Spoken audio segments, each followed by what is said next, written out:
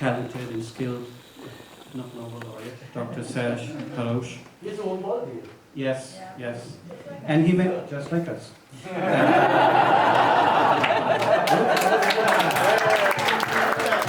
And he mentioned the importance of two things for great achievements, for great accomplishments. He talked about trust, which is something we heard also tonight, and he talked about time, right? But guess what? We got something else. We got something more than just time and trust. We also got space. We got space to explore, we got space to make mistakes, we got space to train our personalities in a foreign land, we got space to collaborate, we got space to exchange, we got space to really try things that we thought we could never do. And I think in the process, we all benefited, we all grew, we all got something out of it, even though at moments we felt uncomfortable. So I think this is a very important aspect of the project, of the program, the fact that you gave us so much space, and definitely we're also very grateful to this. Now, as you know, we come from 5 nations. These are large nations, these are influential nations, and we offer different expertise, these different areas of expertise. Among us are architects, engineers, economists, consultants, robot specialists, who play football, soccer, Not so well. Civil society experts, opera experts, cultural people, you name it, we have it. And it's amazing that this plurality of experiences found common ground and common cause in Germany. And you may think, well, this is expected because we live in an interconnected world, right? Now, let me surprise you. In 2001, there were 17 man-made walls or fences that divided either countries or regions within the countries that kept people who were deemed undesirable away. Today, we don't have 17 of these walls and fences. We have 71. 71. So there's nothing obvious, there's nothing automatic about the greatness of this program, because in this program, just like this city, just like this country, we don't build walls, we build bridges. Berlin has a wonderful memorial to the war. Berlin celebrates history, understands that we have to learn from history, the best of history and the worst of history. And last year, thanks to one of our BUKA members, we were able to visit this memorial. And it's just a reminder of how important the program is, and how the program is really on the side of solutions, is on the side of, in my view, and I think you will share this view, is in the side of humanity. It's on the right side of history.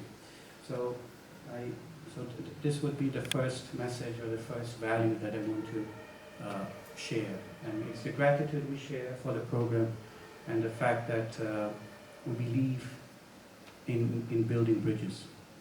The second value is connected to Alexander von Humboldt, and it's connected to an integral value he shared, which was curiosity.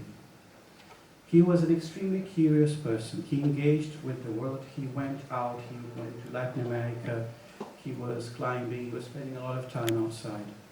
And generally when we think about these great geniuses like Humboldt, other geniuses too, like Leonardo da Vinci, we tend to describe them as a very talented person, a genius who did a lot of things. And I always like to reverse this order. I always like to say that no, he did so many things, he was so curious, that in the process of pursuing his curiosity, he became a genius. It's a subtle distinction here. And I think the program also values that. And if you think about how masterfully the program was conceptualized, look at all the things you have visited, all the sites, all the cities, all the individuals and the institutions. You were exposed to a lot. You were exposed to areas that you thought maybe you would never need or care about or learn from. And I think in this process of being open to so many things, we are all better off. So the second value, once again, is curiosity, and we are very thankful that this value is so nicely integrated within the program. The third and final point is what I call the value of values. And we live, and also the connection, and it's connected to connections. So now we are part of this wonderful Humboldt network that we'll value, that we'll cherish, that we'll use for the rest of our lives. And we'll leverage, we'll benefit from it. No doubt about that.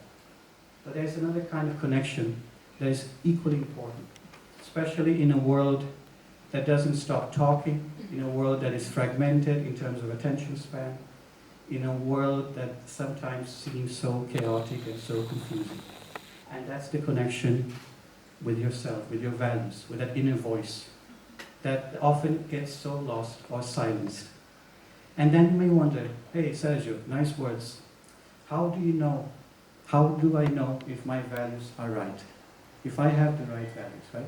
You might argue, well, even the mafia guy says, he holds true to his values. And I have an answer to that. And the answer comes in the form of a question.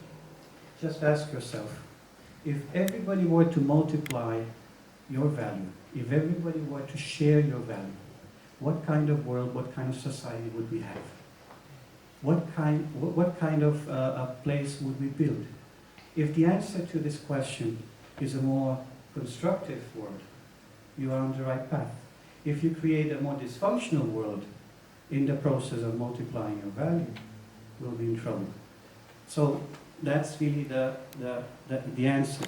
And I think it's something that's worth highlighting, because the project, the foundation, and the program funds people.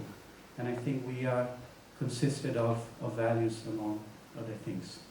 So I just want to end by highlighting the centrality of our gratitude, how much we enjoyed this time, learning from each other, learning from Germany, and also sharing, of course, insights that we discovered here.